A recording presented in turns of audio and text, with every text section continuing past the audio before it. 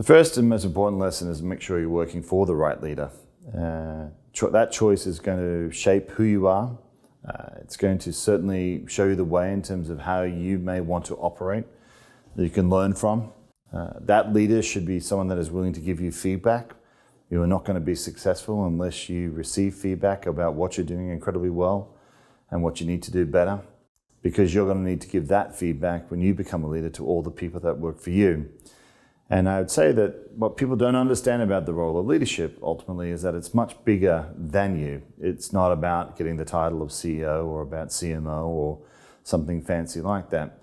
It's not about you. It's ultimately about everybody else and a much bigger ecosystem than that. It's about mortgages, it's about college, it's about children, it's about families, all those people that are attached to the people that are counting on you for their development and for the future of that company. So leadership isn't about a title. Leadership also isn't about getting advocacy and about winning a popularity contest.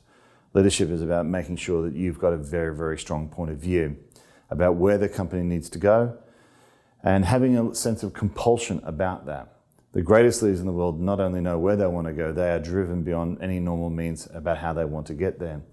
So having a sense of compulsion also requires then that you have some discipline and a plan for that.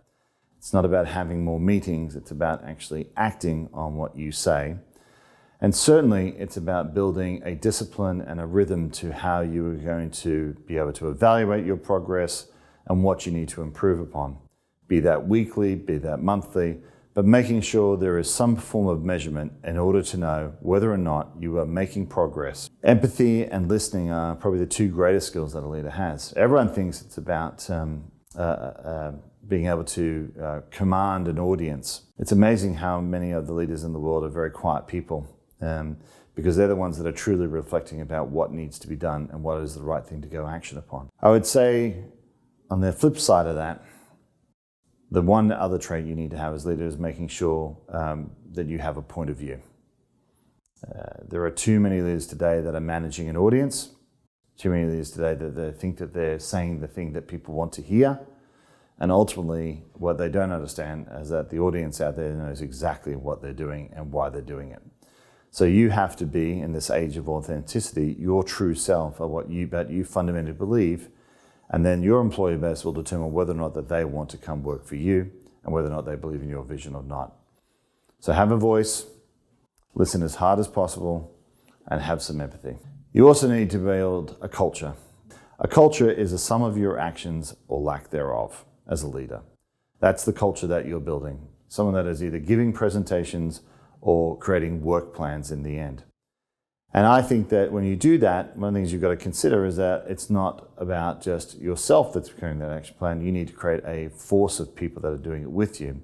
That force better be diverse, because otherwise you're only looking through one lens.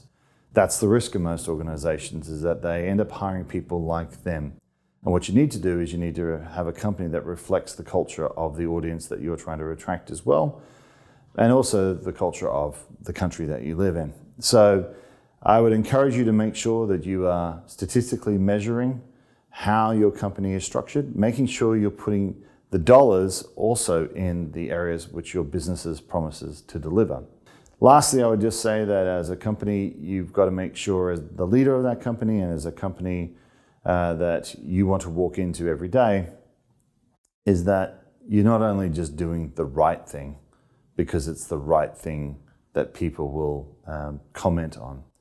It's about doing the brave thing, that thing that is uncomfortable, the thing that needs to be done. The right thing sometimes gets you to a place of compromise. The brave thing gets you to the right thing. And it will get you to that place where you are pushing the boundaries of what should be done. You are not compromising on the values that you've set forward, and that ultimately you're inspiring everyone inside of your organization and those around you to reach to the next level.